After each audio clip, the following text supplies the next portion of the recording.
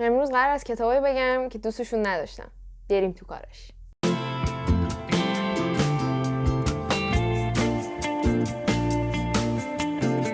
سلام، من خاطرم و امروز قرار از 3 تا کتاب معروفی بگم که بقیه دوستشون داشتن ولی خب من نه. اولین کتابی که میخوام بپرم تو دل ماجرا و براتون ازش بگم سم هستم بفرماییده. خیلی ها کتابو دوست داشتن. یه خلاصه اگه بخوام از کتاب بگم، جولی یه دختریه که سمو از دست داده و یه دفعه یه روز توی اون فرایند سوگی که هستش تصمیم میگیره به سم زنگ بزنه به گوشیش برای آخرین بار و بعد یهو میبینه سم تلفن رو جواب میده و اینا میتونن با هم دیگه از پشت تلفن با اون سمی که مرده حرف بزنن. من به عنوان کسی که این معرفی رو میبینه، اونجوری که برای من میان اینو پرزنت میکنن، اغراقش میکنن، آقا من فکر کردم قراره یه میستوری باشه، یه معمای خاصی تو داستان باشه.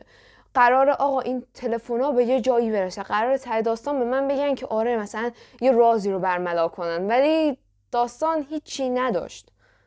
من با این توقع رفتم سمتش ولی همچین چیزی نداشت.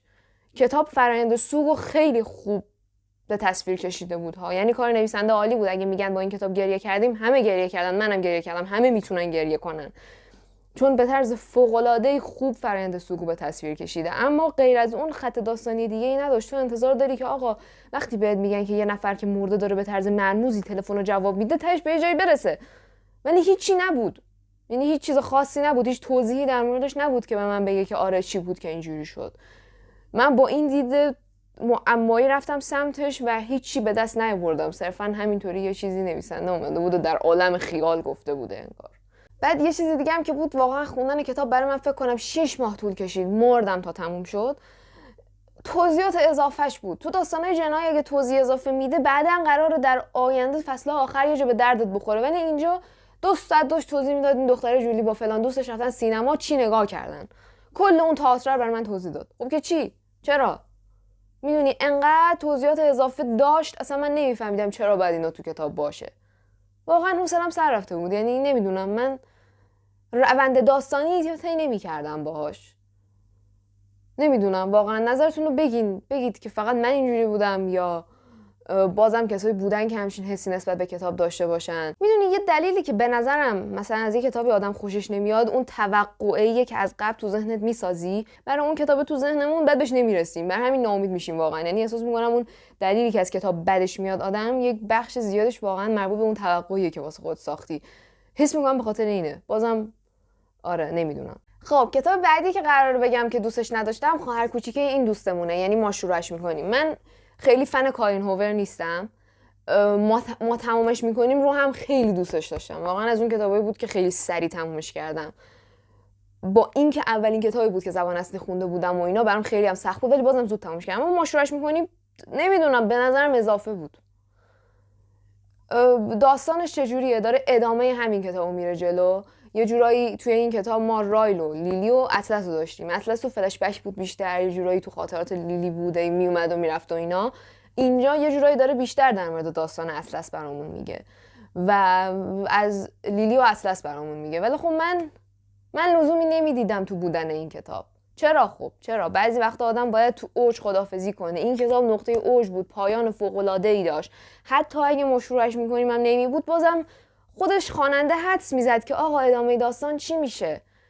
میدونید این کتاب برای من بیشتر حس و حال یه جور فن فیکشن رو داشت، از اونایی که خواننده‌ها خودشون وقتی دیگه از چند تا شخصیت خوششون میاد میرن به خودشون فکر میکنن، نمیدونم ادامه زندگی خوش آنها رو برای خودشون تصور میکنن.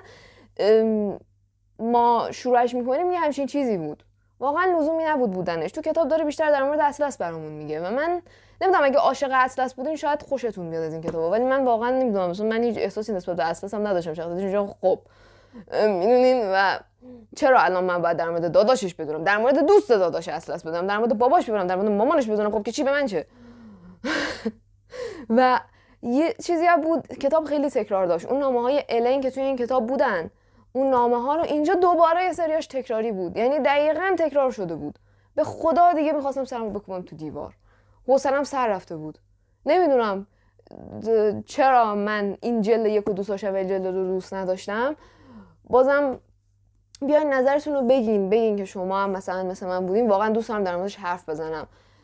من حوصله‌ام سر رفت با این کتاب. به خدا بعضی جاش دیگه خوابم میبرد.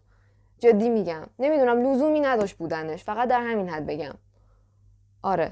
اگه تا اینجای ویدیو بودین، مرسی که ویدیوها رو میبینید، مرسی که توی کانالید. ویدیو قبلی کلی از کامنتاتون انرژی گرفتم، مثلا باورم نمیشه که الان تقریبا 80 نفر شدیم و خواستم ازتون تشکر کنم و بعدش بریم سراغ کتاب سوم. We Were Liars. ما دروغگو بودیم در واقع. یه ویدیو از جکت وارز دیدم و یه جوری این کتابو داشت ستایشش میکرد، عملا داشت پرستشش میکرد که اصلا من مونده بودم.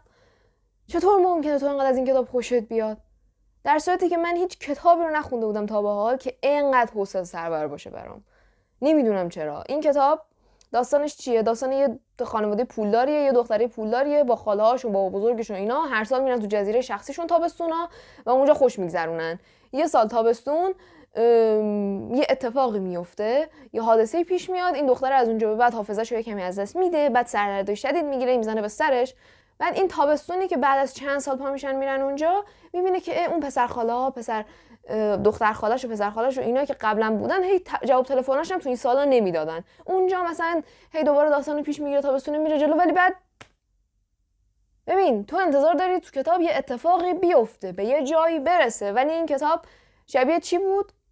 مثل این بود که از خواب بیدار بشی. اینا میگم کلی اتفاق تو داستان میفته، بعد یه دفعه شخصیت از خواب بیدار میشه، انگارش رویا بوده. این کتاب برای من نه همچین حس و حالی داشت.